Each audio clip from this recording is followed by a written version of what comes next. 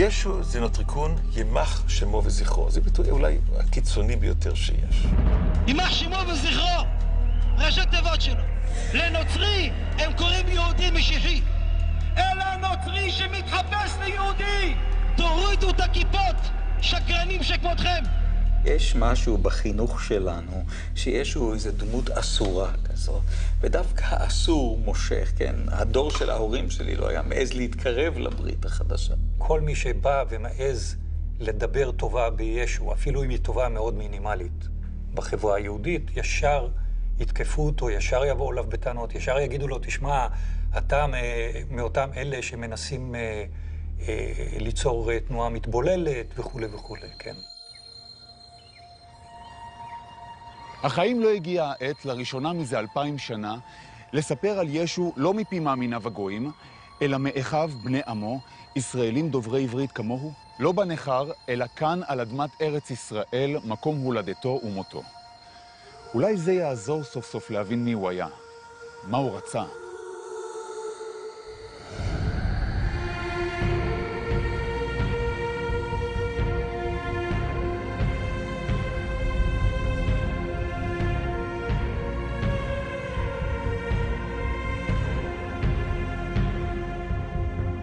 אלי, אלי, למה עזבתני? אני יודעת שיש כאלה שלא מאמינים בקיומו, אבל אני חושבת שיש יותר מדי סיבות להניח שהוא כן היה קיים, שהוא כן פעל, ושהוא כן נצלב.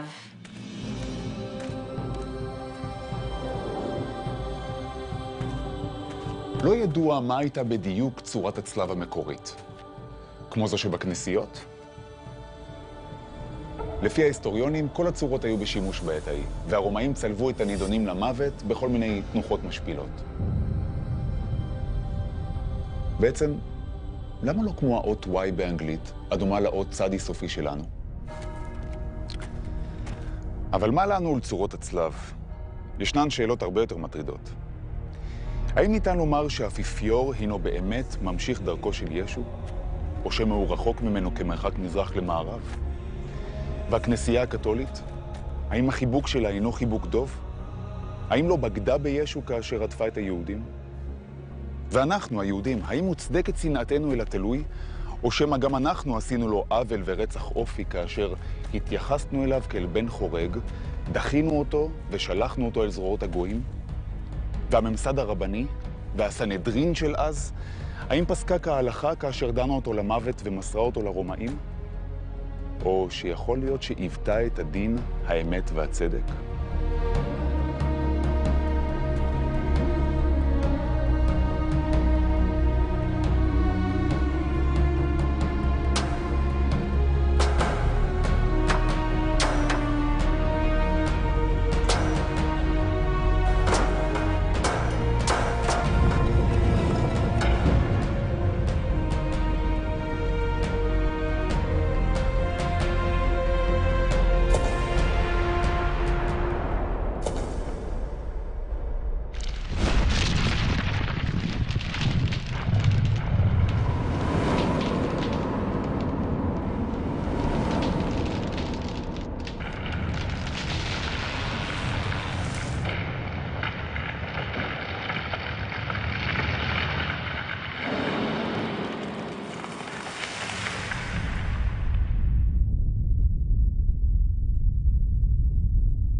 על הצלב, כמה שאנחנו יכולים לדעת, כתוב מלך היהודים, וזו האשמה שאפשר שהיא האשמה הרשמית כלפיו מנקודת המבט הרומית, לא מנקודת המבט הכהנית.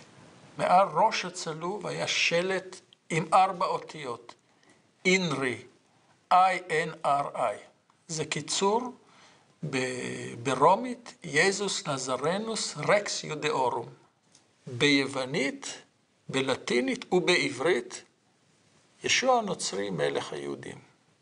הרומאים בכך רצו להשפיל גם את ישוע וגם את היהודים, להגיד, הנה זה המלך שלכם, תראו איך הוא נראה. ראשי הסנהדרין נחרדו מהכתובת הזאת מעל ראשו של הצלוב, וביקשו מהמושל הרומאי פילטוס לשנות את הנוסח. פילטוס סירב. הוא הרי לא ידע עברית. בלטינית או ביוונית אין משמעות לראשי התיבות INRI ו-INBI, אך בעברית יש מי שדקדק על קוצו של וו החיבור וטען כי האותיות הראשונות של 4 המילים ישוע הנוצרי ומלך היהודים יצרו את השם המפורש י'-K ו'-K. אם תיכנס לכנסיות, לא אחת ולא שתיים, אתה תראה את הצלב, את הצלוב, עם אינרי למעלה, ובנוסף לזה תמצא חלון ויטראז' ששם הטטרגרם, 4 אותיות השם המפורש. בעברית, י' ה' ו' ה'. היהדות נמצאת במאבק תמידי עם הנצרות. היהדות טוענת שהנצרות מבקשת לרשת אותה שלא כדין ולסלף את דרכה.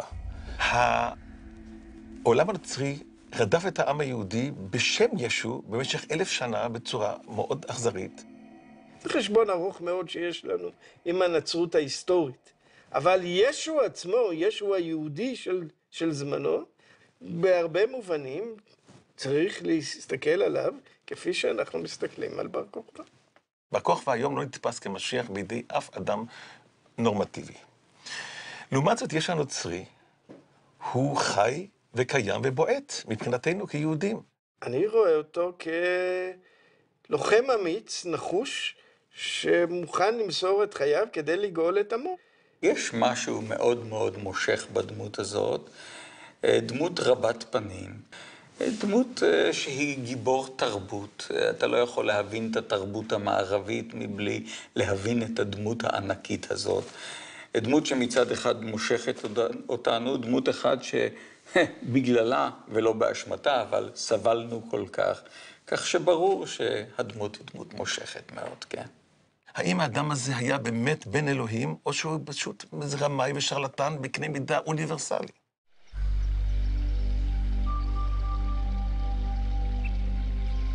אז מה בעצם אנחנו יודעים על ישו? חוץ מאשר הלך על המים, כמובן. את ישו הנוצרי היהודים לא הזכירו בשמו. התייחסו אליו כזיוף של המשיח, אז לכן לא קראו לו, כמו שקוראים לו בשפות הלועזיות, קרייסט או קריסטוס, אלא התייחסו אליו בצורה של דבר מתועב שמרוב צחנתו לא רוצים בכלל להוציא אותו מן השפה ולחוץ. כלומר, קראו לו התלוי. ביידיש קראו לזה דר טורלה.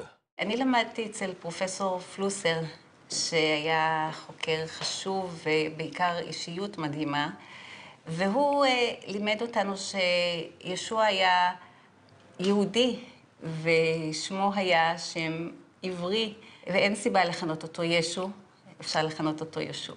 הוא נקרא נוצרי כי הוא בא מנצרת בגליל.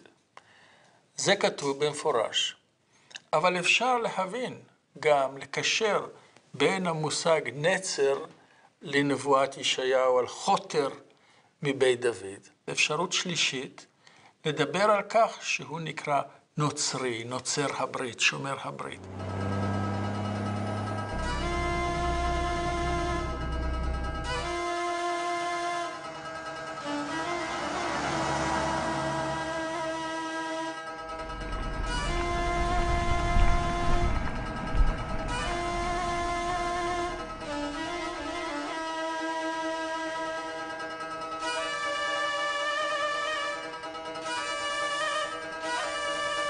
דחירן לטב, מנחמה ישוע סהדה ומנחמה, ובעברית זכורים לטוב המנחם ישוע, שמת על קידוש השם, ומנחם, המשך הכתובת נמחק. אבל יש לנו כאן הממצא הארכיאולוגי האחד ויחיד שניתן לשייך לישוע הנוצרי, ובתוך בית כנסת של יהודים.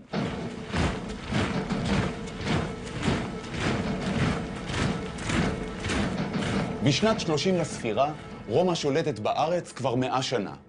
מושלים אכזריים ורודפי בצע מתחלפים בזה אחר זה. כל מושל חדש שבא, גרוע מקודמו. בזמן ישו, המושל הוא פונטוס פילטוס. בעוד העם נאנק תחת עול הכובש, נוצרה שכבה של יהודים עשירים המקורבים לשלטון הזר. אנחנו יודעים שאלפי אנשים נהרגו בזמן המרד הזה. 2,000 אנשים נצלבו נשים רבות נאנסו. זה מסופר על כך במקורות היהודיים. זוהי טראומה מאוד מאוד רצינית, וישו חי באזור שסבל מן הטראומה הזאת. הוא נולד בתוך אווירה פוסט-טראומטית. הייאוש פסע בעם, אבל ייאוש זה הוליד גם תנועות מרי של יהודים שנשבעו להילחם עד טיפת דמם האחרונה. לא רק שלהם, אלא גם עד טיפת דמו האחרונה של כל יהודי שיעז לשתף פעולה עם הכובש הרומאי. הם היו מסתובבים בשווקים של ירושלים, מחופשים לקבצנים או לעולי רגל. וכשהיו מבחינים באחד מראשי הסנהדרין, שהיה מנהל שיחת נימוסין עם קצין רומאי, הם היו מתקרבים אליו, כאילו לשאול שאלה בהלכה, ונועצים בו את להב הפגיון שהיה מוסתר תחת הגלימה. ואחר כך נבלעים בקהל. הרומאים ואחר כך חז"ל קראו להם סיקריים או סיקריקים על שם הסיכה, שפירושו פגיון בלטינית. המיליטנטים, הסיקריים והבריונים למיניהם התנגדו לפציפיזם הפרושי רבני? החלוקה מאוד משמעותית היא בין מתונים ובין קנאים. כשהקנאים הם אלה שרוצים למרוד, הם אלה שרוצים להשתמש בכוח הזרוע כנגד השלטון הרומי, הם אלה שטוענים שזו עבירה דתית להיות תחת שלטון זר.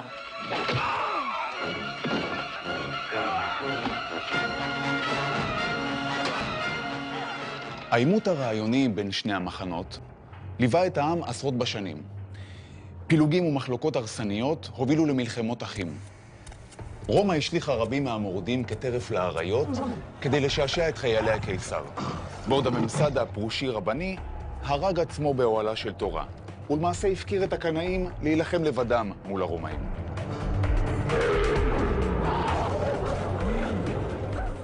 המנהרות האלה שימשו הן לגלדיאטורים והן מעבר חיות טרף למרכז הזירה. לכל תשואות הקהל, האריות היו קוראים לגזרים את בשר המסכנים האלה.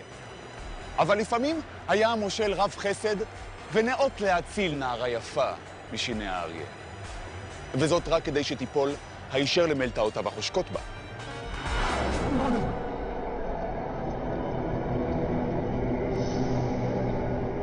בשני ספרי הקודש של הנצרות הקרואים בפיה, הבשורה על פי מתי והבשורה על פי לוקאס, מסופר על לידת ישו ועל העץ המשפחתי שלו. בין אבות אבותיו אפשר למצוא שמות כגון יהודה, בועז, דוד, ובסוף כתוב: ויעקב הוליד את יוסף בעל מרים, אשר ממנה נולד ישוע. בתלמוד מסופר משהו אחר לגמרי. מרים, אמו של ישו, בגדה ביוסף הארוס שלה. מפאת הבושה, יוסף גירש את הנואפת מעל פניו. מרים נדדה ממקום למקום עם קרסה בין שיניה, עד שילדה את בנה בסתר, באחד מדירי הכבשים של בית לחם. לאחר שחיתלה אותו, השכיבה אותו באבוס, כי לא היה להם מקום במלון. באותו חבל ארץ היו רועים שנהגו לגור בשדה ולשמור על עדרם באשמורת הלילה. העונה היחידה בארץ שרועי צאן לנים תחת כיפת השמיים כדי להגן על הטלאים הרכים שנולדו היא באביב, בטח לא בחורף.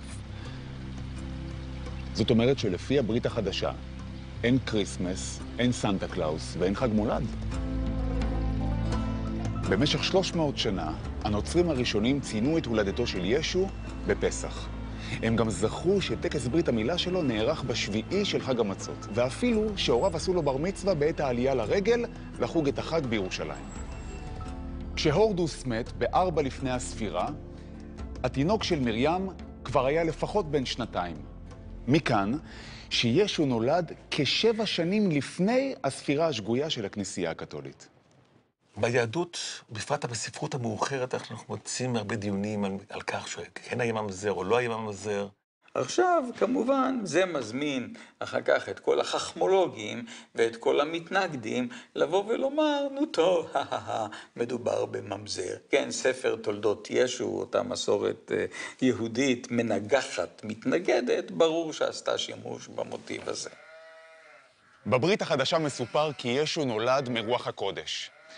כנראה שאמונה ורציונל לא תמיד ערים בכפיפה אחת. אבל גם בתנ"ך יש דברים שאי אפשר להסביר אותם על פי ההיגיון.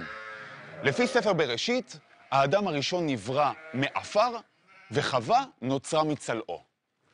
אז מה כל כך מפריע לאמונה היהודית שאישה תתעבר מרוח הקודש? הרי כשאישה תורמת את רחמה לקדוש ברוך הוא, חצי עבודה כבר נעשתה, לא? הוויכוח התיאולוגי בין היהדות והנצרות היא לא סביב הממזרות שלו. זה תופעת לוואי נוספת שבעם, כמובן, אם מוסיפים את הדימוי המגונה שהוא ממזר, אז זה מרחיק יותר אנשים מלהתפתות לנצרות. אז לידת בתולין או לידה טבעית? ישו בן נואפת או בן אלוהים? ממזר או קדוש? בעיניי הנושא של אחדות האל הוא מרכזי גם בתנ"ך וגם בברית החדשה. בברית החדשה עצמה, בדברי ישוע עצמו, יש לנו את הפסוק שמע ישראל אדוני אלוהינו אדוני אחד. אין פה ריבוי של אלים. המושג שילוש הוא מושג מאוחר, הוא מושג כנסייתי, הוא מושג דוגמטי של הכנסיות הנוצריות. המושג שילוש הוא כלל וכלל איננו נזכר בברית החדשה. זהו היכל הספר. כאן מוצגים חלק מאלפי שרידים של מגילות וכתבי יד קדומים שנתגלו במערות קומראן סביב ים המלח. קשה מאוד לקרוא בזכוכית מגדלת. באחת המגילות, הקרויה צוואת יוסף, מופיעה שורה מוזרה. והנה נולדה מיהודה בתולה, וממנה יצא תלה תמים. היהודים האלה אהבו לכנות תינוק בשם תלה. ובהמשך הפסוק כתוב שהתינוק הזה יסיר את חטא העולם. על מי מדובר כאן? ישנה פרשנות שזאתי כוונה לכך שזה בן האלוהים. אמונה שקצת נראית לנו משונה היום, אבל אנחנו מוצאים אותה בכמה זרמים וכמה חיבורים, שבן אנוש יכול לעלות לשמיים ולהישאר כבן אנוש ולפעול שם. אותו אדם עצמו, באותו שיר עצמו, שהתגלה בין מגילות קומראן, משווה את עצמו באופן ברור וחד משמעי לעבד הסובל של ישעיהו. והוא אומר, ומי נבזה כמוני? ומי עוד כמוני חדל אישים? כלומר, הוא בעת ובעונה אחת, דמות כעין אלוהית שיושבת בשמיים, מוקפת במלאכים, וגם העבד הסובל של ישעיהו נבזה, חדל אישים, איש מחובות וידוע חולי. השילוב הזה של אלוהיות וסבל זה דבר מפתיע. הוא סובל בגלל חטאיהם של אחרים שנפקדים עליו. סבלו מחפר על חטאיהם של אחרים. אם אתה רוצה לראות אפיק אחד שממנו צומחת דמותו של ישו, זהו הטקסט הזה, שנכתב כמה עשרות שנים לפני הולדתו של ישו. על כל פנים, האמונה שלאלוהים יש בן אינה כל כך זרה ומוזרה ליהדות. כתוב בתורה, בנים אתם לאלוהיכם. והזוהר אומר שהאדון של מלאכי השרת הוא בנו של הקדוש ברוך הוא והשכינה.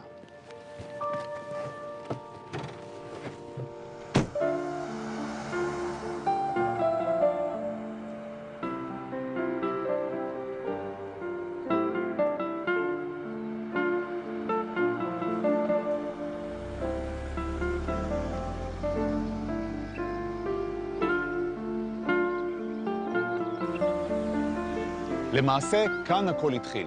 בכפר נחום, על גדות ים כנרת, החל ישו לבשר לעם את בשורתו. אט-אט השמועה על אודות הרבי המשונה הזה הלכה לפניו בכל האזור. ברוך אתה, אדוני אלוהינו מלך העולם, אשר קידשנו במצוותיו וציוונו להתעטף בציצית. בשבתות, ישו היה מתעטף בציצית ונושא את דרשותיו בפני באי בית הכנסת. רבים המתפללים הוקסמו מכישרונו לפרש את הכתובים בצורה פשוטה ומבריקה בעת ובעונה אחת. וזאת בניגוד לפרשנות הרבנית פרושית, המסורבלת והמנוכרת להלכי הרוח בעם. הניכור היה הדדי. בעוד הרבנים הפרושים בזו לאנשי הגליל והדביקו להם את כינוי הגנאי בורים ועם הארץ, הגלילים אימו עליהם בחזרה בנשיכת חמור. הבשורה של ישו עיקרה עוסקת בסליחה וכפרה. שאנשים יחזרו בתשובה מחטאיהם, וזה כמובן אמור להביא לגאולת עם ישראל. לא תמיד קבלת הפנים לישו הייתה אוהדת. פעם אחת הוא אפילו נזרק מבית הכנסת בבושת פנים. אין נביא בעירו.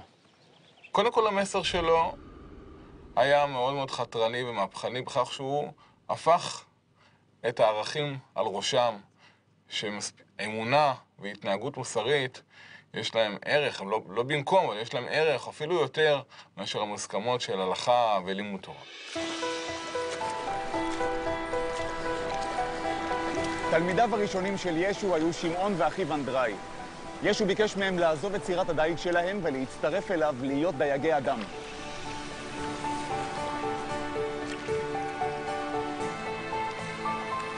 אגב, הנוצרים הראשונים לא הצטלבו. הדג היה סמל הברכה שבאמצעותו הם הזדהו בינם לבין עצמם.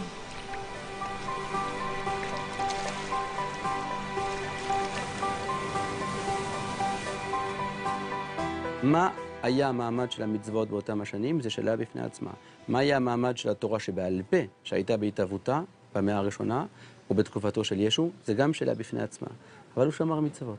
בתקופת בית שני, אפילו אם תרצה, אולי עדיף לדבר לא על יהדות, אלא על יהדויות. זאת כמה שהמילה נשמעת משונה, משום שהיו הבדלים כל כך עמוקים בין הזרמים השונים, כך שלפעמים הוויכוחים לגבי ההלכה בין ישו לבין סביבתו, הם הוויכוחים שהם בדיעבד נראים כאילו ישו יוצא נגד ההלכה, כאשר בעצם ישו עדיין פועל בסביבה כשההלכה עדיין לא נקבעה, והוא אחד מהגורמים בעיצוב ההלכה. כבר יש יהדויות רבות, כבר יש הלכות רבות, כבר יש תפיסות עולם רבות ותמיד היו. אחדות העם היהודי תלויה ביכולת שלנו להבין שאחדות נובעת מריבוי של ייחודיות. אי אפשר לגהץ את הייחודיויות השונות של היהדויות השונות ולהגיד יש יהדות אחת. אין יהדות אחת. יש אחדות יהודית אחת של ייחודים רבים. זה הסיכוי היחידי שלנו לעתיד יהודי, ואם בוחנים את ההיסטוריה, זאת ההיסטוריה היהודית. ישו חלק על הממסד הדתי של תקופתו לא רק בנושא של תיאולוגיה ואמונה, אלא גם בענייני ההלכה הקשורים לחיי היומיום של עם ישראל.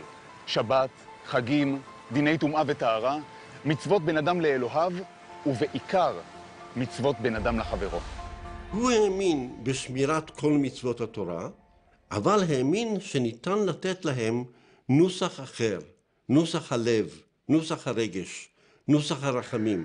מבחינת היהדות הפרושית וטרום חז"לית, יש משהו מאוד שערורייתי בתפיסה הזאת של ישו שאומרת שאדם שהוא מעין עם הארץ כזה, שבאמת עושה את המינימום הכרחי מבחינת ההלכה, והוא לא לומד תורה, שהוא בעצם יזכה לגאולה, לכפרה, למלכות השמיים, בלי שהוא יתאמץ הרבה בתחום התורה והמצוות.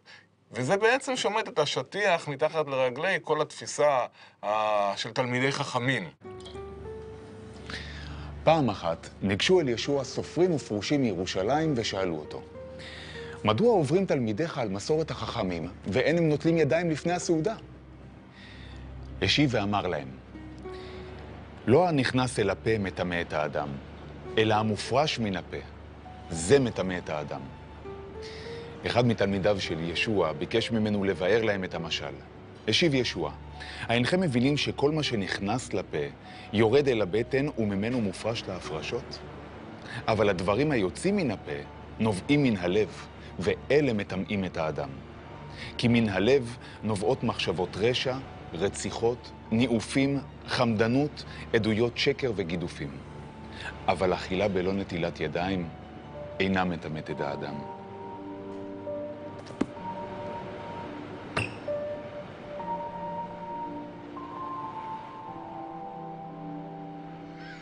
קודם כל המושג ברית חדשה זה לא המצאה של הנוצרים. ראשיתו בירמיהו, נדמה לי פרק ל"א, שמדובר בעצם על החידוש של התחדשות הדתית של עם ישראל אחרי החורבן. ברית חדשה, כלומר ברית חדשה בין השם לעם ישראל או לשארית הפליטה הנבחרת של עם ישראל, שהיא בעצם חידוש התורה, חידוש חיי התורה בצורה של פרשנות חדשה ומחויבות חדשה. עבודת האדמה, הנוף של הארץ, הצומח והדומם, היוו השראה למשליו של ישו. הרבה פתגמים השגורים בפינו היום, כגון טול קורה מבין עיניך או אין נביא בעירו, מקורם במשלים האלה. בהומור, בכישרון רב על גבול הגאוניות, ישו העניק למושגים פשוטים לכאורה של החיים בכפר מורכבות ומשמעות עמוקה. בשבת השנייה לספירת העומר עבר ישוע בשדה קמה. באותה העת תלמידיו היו רעבים והחלו לקטוף שיבולים למולל אותם בידיהם ולאוכלם. ראו זאת הפרושים ואמרו לו, הנה תלמידיך עושים מה שאסור לעשות בשבת.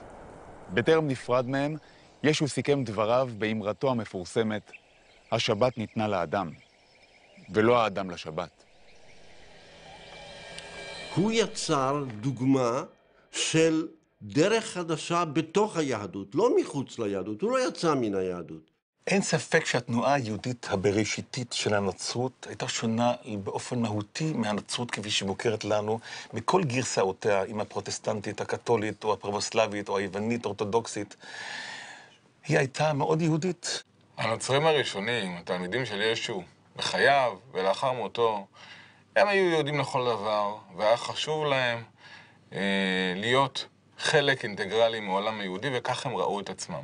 הנצרות צומחת מתוך היהדות, היא בבסיסה בשר מבשרה של היהדות.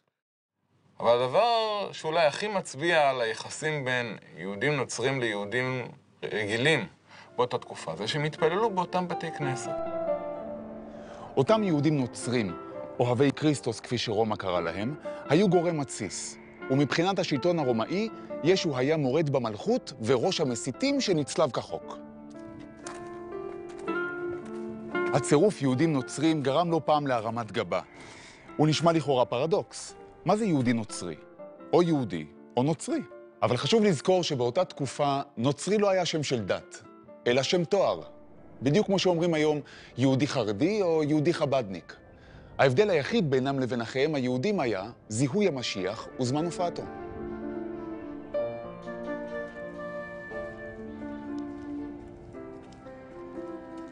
למרות הרדיפות הקשות, יהודים שהאמינו כי ישו הוא המשיח של עם ישראל עדיין נותרו בכל כפרי האזור. סוסיה, ענים, תל קריות. הם חיו כאן עד המאה השביעית, ולמעשה עד הכיבוש הערבי-מוסלמי של ארץ ישראל, אשר הביא עליהם חורבן. אני כיהודי מאמין, כל יום מתבטא שאני מאמין באמונה שלמה, בביאת המשיח, ואף על פי שיתממע, עם כל זה אחכה לו בכל יום שיבוא. ואז ביום אחד הוא צריך לבוא, הרי כשיבוא, הוא יבוא. הנושא של משיחיות, הנושא הזה תוסס בתוך העם בצורה רחבה מאוד. הנושא הזה עולה בין אם מדברים על משיח חילוני, כפי שדיברו על הרצל כמשיח חילוני, על בן גוריון כמשיח חילוני, ובין אם מדברים על המשיחיות של לובביץ', שאנחנו רואים את השלטים שלו בכל פינה, על משיח עכשיו וכו'. כל התהליך הזה של ציונים, שאני עוסק בהם לפחות, שברובם, אם לא בכולם, הם בעצם חילונים. הריחוק שלהם מהדת, ההתרחקות שלהם מהדת, מאפשרת להם לשקול מחדש את העמדה שלהם כלפי ישו. וכאשר הם בוחנים את העמדה שלהם מחדש כלפי ישו, בלי כל המטען הדתי, הם מגלים איש אחר שהם יכולים להזדהות איתו. ישו הנוצרי היה לדעתי אחד מהרבנים המועילים ביותר ביהדות של ימי הבית השני. והצג רואה בישוע דמות משיחית. והוא אומר ככה, הוא אומר, לך אל הגליל, אין גוף לך עטוף, ואל תגיד, הוא תלוי שם, מת, עלי אילן. הוא תלוי באמצע העולם וצופה עד סוף כל הדורות, בסופו של עולם. וגדולים געגועיו לארץ ישראל, והוא ישוב לארץ ישראל בטלית, שהייתה על כתפיו בעומדו לצליבה. הוא יעלה למועד גאולת העולם בסוף כל הדורות, כמנורה העולה ונזר בן דוד על ראשו הקדוש. דברים יותר מפורשים מזה קצת קשה להגיד. ישו ביקר קשות את רדיפת הכבוד של הרבנים. הם אוהבים את מושב הראש בסעודות ובבתי הכנסת וברכות שלום בשווקים. הם עושים את כל מעשיהם כדי להיראות לבני אדם, בהתהלכם לבושי גלימות, בהרחיבם את התפילין שלהם ובהגדילם ציציותיהם. הוא לעג להתעסקותם בדברים תפלים ולא בעיקר. מסננים את היתוש ובולעים את הגמל.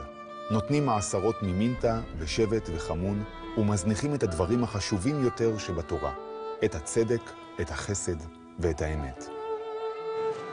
והכי חמור, הוא ראה בהלכה של הזרם הפרושי רבני פרשנות מוטט ומטעה של כתבי הקודש.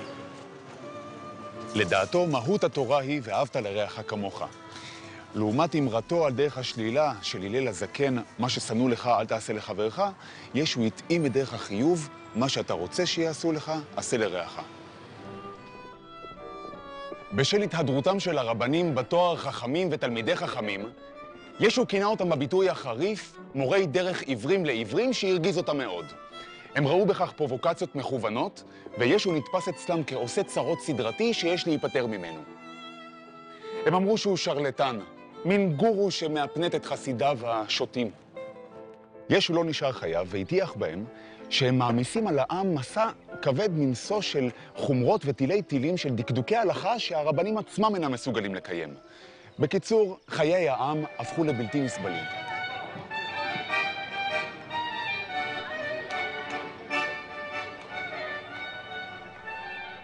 אם אנחנו שמים לב במה ישו בעצם מתמקד ומה הוא מפנה את זעמו, זה על הכסף. הכסף שרץ לבית המקדש. אז מה פירוש שוחר ישראל? האם זה מפני שישו התריע נגד השחיתות והתאווה לעוצמה ולכסף הרוכשת בין כותלי ההיכל? אולי זו הסיבה שההנהגה הירושלמית פיתחה עוינות כלפיו. לעתים עוינות זו הפכה לשנאה יוקדת, כאשר הוא לא הסתפק בעימותים מילוליים. יום אחד, בעת עלייה לרגל בחג הפסח, הוא הרחיק לכת ונקט באמצעים די אלימים. עם חבורת התלמידים שלו, הוא הפך את שולחנות החלפנים והסוחרים, גירש את ציבור הקונים וצעק עליהם שהפכו את בית המקדש למאורת גנבים. כך כתוב. כשהסוחרים אמרו שהתלוננו עליו אצל משטרת המקדש, הוא חזר מצויד בשוטים והצליף בהם ללא רחם. מה שהקנה לו את הדימוי של פורע חוק והפריך שוב את תדמיתו כפציפיסט המטיף לתת את הלחי השנייה. יש ספר יהודי נחמד מן המאה הראשונה בסביבה בשם עליית משה. גם שם אתה רוצה שם עושה סאטירה מן הכהנים העשירים המחזיקים את עצמם כאילו שהם נורא טובים והם עושקים את העניים. אבל ההתנהגות של ישו בהחלט חתרה כנגד כל המוסכמות החברתיות בישראל, ואני מתאר לעצמי בכל חברה שהיא, מכיוון שהוא בעצם נותן לגיטימציה לאנשים הפשוטים להיות שווים מבחינת הערך הדתי שלהם לאליטות הדתיות. מדובר פה אם כן בתנועה שבין היתר היא תנועה מחאה חברתית. התנועה הזאת אינם מרוצה מן הסטטוס קוו. היא לא מרוצה מן הסטטוס קוו מבחינה תיאולוגית, יש פה שליט זר בארצו של המלך היהודים, אינה מרוצה גם מבחינה חברתית, שיש עשירים ואנחנו עניים ואנחנו נדרשים לשלם מיסים כבדים ולשלם תרומות ומעשרות לאנשים שאנחנו לא כל כך מכבדים אותם. בתלמוד הירושלמי נותר זכר לאותו סיאוב של הממסד הכהני. כתוב שם כי הסיבה לחורבן הבית הייתה השחיתות ואהבת הממון. אוי לי מבית ישמעאל בן פיאבי, שהם כהנים גדולים, ובניהן גזברין, וחתניהן המרקלין, ועבדיהן באים וחובטין עלינו במקלות. משהו השתנה מאז? גם היום אלוהים וממון זה צמד חמד, כמו הון ושלטון. וכנגד זה ישו אמר, דעו לכם, לא ניתן לעבוד שני אדונים, או אלוהים או הממון.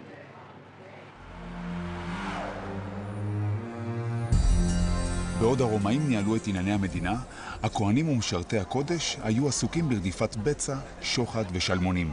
הם התאמרו בעם ובעד כל כבש שהוא עלה לקורבן, הם גבו את ליטרת הבשר, תרומות, מעשרות והשם יודע מה. ישו הסתבך אף בקריאת תגר על סמכות הכהנים. הוא טען שהשכינה שורה בתוך הלב פנימה כדברי הנביא הושע, כי חסד חפצתי ולא זבח. לב האדם, זהו בית המקדש האמיתי והמשכן הרצוי לאלוהים. לא בניינים מפוארים שנבנו בדם, עוול ורשע. מכאן ואילך, מסלול התנגשותו עם ראשי הסנהדרין יהיה בלתי נמנע.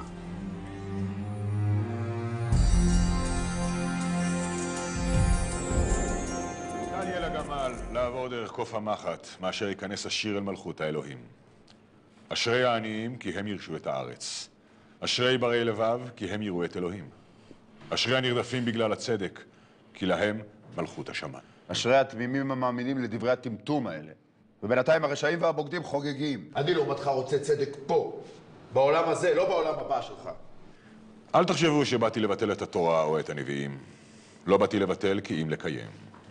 אמן, אומר אני לכם, עד אשר יעברו השמיים והארץ, אף יוד אחת או תג אחד לא יעברו מן התורה, בטרם יתקיים הכל.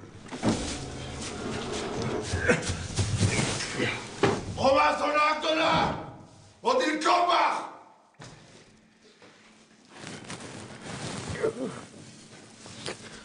לך מפה! תרחק ממני! בשביל מה הביאו אותך לכאן? עוד לא נולד מי שיוכל לדובב אותי! כל מי שאוחז בחרב, בחרב יאבד. לא זו הדרך. בטח. עוד משטף אחד, זה מה שחסר לי עכשיו. אז מהי הדרך? שנהפוך לעבדים? והאנשים שלנו לשפחות מין שלהם? בשביל זה אבותינו נלחמו נגד היוונים, כדי שהרומאים יוכלו לרמוס אותנו ולשלוט בנו. אולי נגיש להם גם את הלחי השנייה?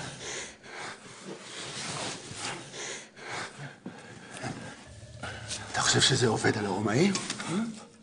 יש להם בכלל מצפון? כל אדם נברא בצלם. היו רחמנים כאשר גם אביכם רחומו. כל המרחם על האכזר סופו להתאכזר אל הרחמן. פו על פילטוס ועל הסנהדרין. אל תשפוטו, למען לא תשפטו. דברי הבל. מי הם שישפטו אותי? נולדתי בן חורין וכך אני אמות. על מה המחזה? השם הזמני הוא הבשורה על פי ברבא. המחזה כולו מתרחש בכלא, 24 שעות לפני ההוצאה להורג. מצד אחד יש לנו את יהושע בן יוסף, זה שסולח לחולשות אנוש, שמוכן להיות קורבן בשביל התליין שלו. מצד שני, ישוע בר אבא, הלוחם, זה שרואה בצדק ללא פשרות את חזות הכל, שנשבע לנקום בכובש הרומאי ויהי מה. אבל יכול להיות שמדובר בשני צדדים באישיות של אותו אדם. למה דווקא מחזה על ישו? תראה, לדעתי, מדובר ביהודי אמיץ שנאבק בדרכו הייחודית, בממסד פוליטי ודתי מושחת ומסואב. תראה, זה שהסנהדרין מסרו אותו לידי הרומאים, זה לא רק בושה וחרפה מוסרית, זאת הפרה בוטה של דין תורה.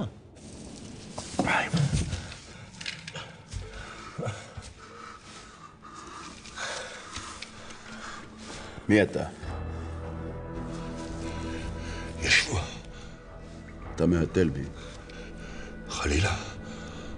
גם אני ישוע. ישוע בר אבא. לא שמעת עליי? אתה לא יודע מי אני? לא שמעת על המורדים הגליליים שפילטוס שפך את זמם כזבחי קורבנות? כן, גם אני גלילי.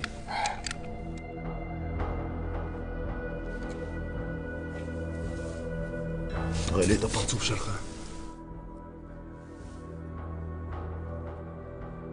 אתה ישוע, מה? בן יוסף. אבל הרוב מכירים אותי בתור ישוע הנוצרי.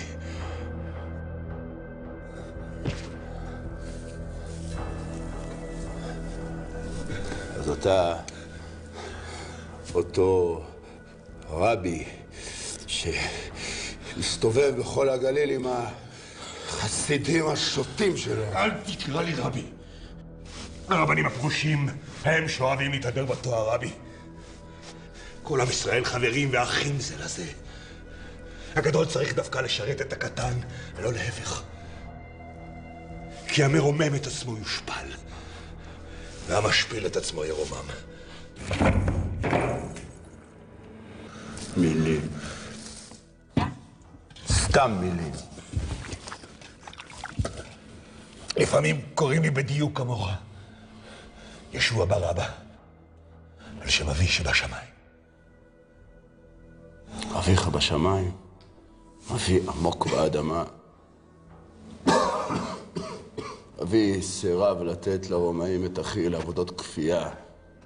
שישרפו בגיא בן-הינום!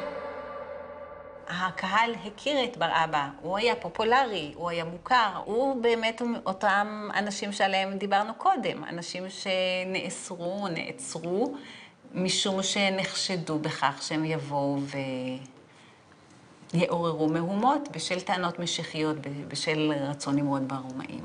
אני הבנתי שבמחזה שלך אתה טוען שחז"ל שיתפו פעולה עם הרומאים. זאת האשמה חמורה, על גבול הפרובוקציה. אתה מאשים אותם בחוסר נאמנות לעם. באמת? אם לא חכמי התלמוד, אנחנו היינו נעלמים ומתבוללים בתוך הגויים. למעשה הם אלה ששמרו עלינו במשך 2000 שנות גלות. לא. המחויבות שלהם הייתה נתונה קודם כל, אך ורק, לכת הפרושית רבנית. ככה הם הפכו אותנו מעם לעדה ומעדה לכת. הרי תבין, בעל כורחנו, אנחנו נהפכנו מעם של יהודים לעם של פרושים. איך הם עשו את זה? זה פשוט מאוד. הם השתלטו על עם ישראל בעזרת גורם זר. הרי זה שיטתי אצלם. תראה, הפרושים עשו את אותו תרגיל כבר בסוף תקופת חשמונאים, כשהם הביאו את פומפאוס כדי להכניע את הצדוקים. תבין, זה כאילו שהיום מפלגה בישראל תזמין התערבות אמריקאית כדי להכריע בוויכוח על גבולות המדינה. ואז המפלגה שתתחנף הכי הרבה לאובמה, היא גם תקבל כפרס את השלטון על העם. זה נשמע לך לגיטימי? העמדות התבוסתניות של מי פגעו בסיכויים של המרד נגד רומא? אתה שאלת את עצמך פעם? אם אתה מתכוון לרבן יוחנן בן זכאי, ראש הפרושים, אז הוא נתפס ביהדות כמי שהציל אותנו מחורבן מוחלט. הרי אם לא התבונה הפוליטית שלו, אנחנו לא היינו כאן להתווכח על יהדות בכלל. תראה, אם לעשות דיל עם טיטוס, תן לי יבנה וחכמיה, זה מה שנקרא תבונה פוליטית, אז אני מבין גם למה אותו יוחנן בן זכאי אמר לא לדחוק את הקץ, לא לעלות בחומה, לא להתגרות באומות העולם, וגם להתפלל לשלום המלכות ולהקריב קורבן לקיסר. דינא דמלכותא דינא, מה זה אומר? למה טיטוס הסכים לדיל? כדי להפוך אותנו מעם גאה ומרדן לעדר כנוע. ככה קל יותר לשלוט. תראה, איפה כל הזרמים של ימי בית שני? לאן הם נעלמו? איך זה שנשאר רק הזרם הרבנים, זה גזרה משמיים? מי יוציא מעם ישראל את הקנאים, את הצדוקים, את האיסיים, את השומרונים? מי אחר כך החרים את היהודים הקראים, ועל מה? על זה שההלכה שלהם הייתה קצת שונה? ואני לא מדבר בכלל על היהודים המשיחיים, שמבחינת התלמוד הם גויים גמורים. יהודי זה חברות בעם, זה לא חברות באמונה. להוציא אדם מעם בגלל אמונתו, זה דבר שלא יכול להיות. רוב היהודים בעולם אינם מקבלים את ההלכה. האם הם בגלל זה הפסיקו להיות יהודים? אבל השמועות אומרות שאמרת שלא באת להביא את השלום כי אם את חרב המלחמה, לא? כנראה שטעינו לגביך לגמרי. מלחמה נגד הרוע, באמצעות אהבה. אביב שנת 34. אנשי הגליל עולים בהמוניהם לירושלים לחוג את זבח הפסח. בין העולים, ישו ו12 תלמידיו הקרובים. כנראה תפסו את ישוע במידה מסוימת כאיום לציבור מאותו סוג קנאי, אם כי כפי שציינתי קודם, הוא דווקא היה שוחר שלום. יש שחשבו שמשהו בהתנהלות של ישו היה אנטי-רומאי. אפילו היו כאלה שקראו לו ישו הקנאי. אז ישו פציפיסט או לוחם מחתרת? מהי האמת?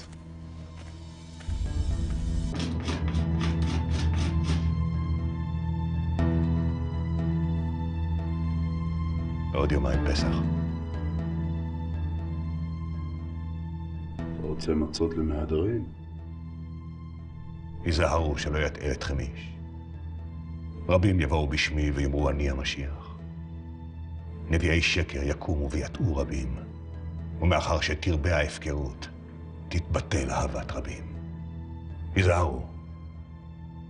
ימסרו אתכם לסנהדרין, יכו אתכם בבתי כנסת, ולפני מושלים ומלכים יעמידו אתכם.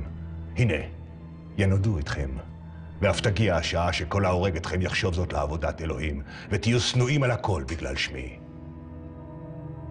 אך המחזיק מעמד עד הקץ, הוא ייוושע. ארמון הורדוס, לשכת הגזית של הסנהדרין, בית המקדש. השנה ניכרת תכונה מיוחדת. תגבורת של חיילים רומאים הוצבה במבצר אנטוניה. אבל הצרות מתחילות כשהוא מגיע לירושלים, כשהוא מגיע לבית המקדש.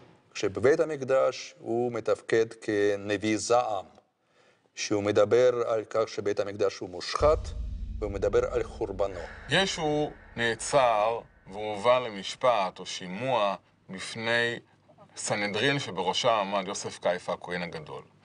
והשאלה היא, מה הוא עשה במה הוא חטא? כתוב בברית החדשה שלאחר התייעצות, הסנהדרין פסק שישו בן מוות ויש למסור אותו לפילטוס. במה אתם מאשימים את האיש הזה? עשה עצמו בן אלוהים. וכי יהודי אני, קחו אותו אתם ושפטו על פי תורתכם. אין לנו רשות להמית איש, אבל תורה יש לנו, ועל פי התורה הוא חייב מיתה. הוא מסית את העם החל מן הגליל ועד כאן. הוא אוסר לתת מס לקיסר. מצאנו הוא מדיח את עמנו ואומר על עצמו שהוא משיח, כלומר מלך. אם תשחרר אותו, אינך ידיד הקיסר. כל העושה עצמו מלך מתקומם נגד הקיסר. אחר כך פילטוס שאל את ישו, אתה מלך היהודים? ענה ישו, באתי לעולם כדי להעיד על האמת. השיב לו פילטוס, מהי האמת?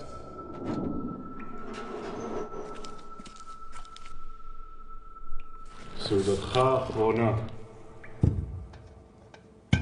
לפחות תמות שבע.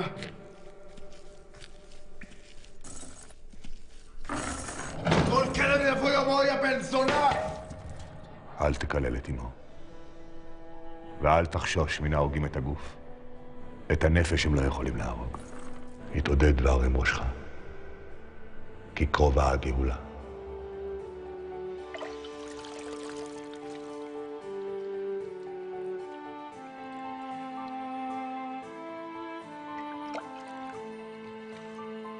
מה אתה עושה?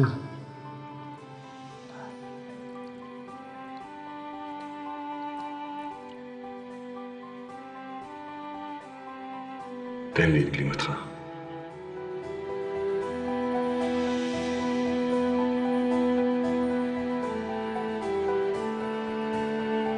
אתה לא מפחד למות? במותי אני מצווה לך את החיים. הסיפור של בר אבא הוא סיפור שבו פונטיוס פילטוס, במסגרת מנהג שקיים לשחרר אסיר לכבוד החג, מצהיר להמון היהודי, מכיוון שאני אינני מוצא סיבה להרשיע את ישו, תנו לי לשחרר את ישו, ולא את השני הזה שהוא באמת פושע, בר אבא, וההמון היהודי מעדיף דווקא שישחררו את בר אבא, כן? ישו שחולל מהומות בערב הפסח, מהבחינה הזאת יכול להיתפס כמורד במלכות, כמי שרוצה להבהיר מחדש את אש המרד, ולכן דינו להיצלב. ההאשמה הזו מתורגמת במקורות שלנו למינוח יהודי שהוא המשיח. גדולי חכמי ישראל, הרמב"ן ואחרים הדגישו, משיח מת אינו משיח. לא יכול להיות שאדם שמתיימר להיות גואל, והוא מת ולא גאל את העם, הוא המשיח. זה סתירה מיני ובי.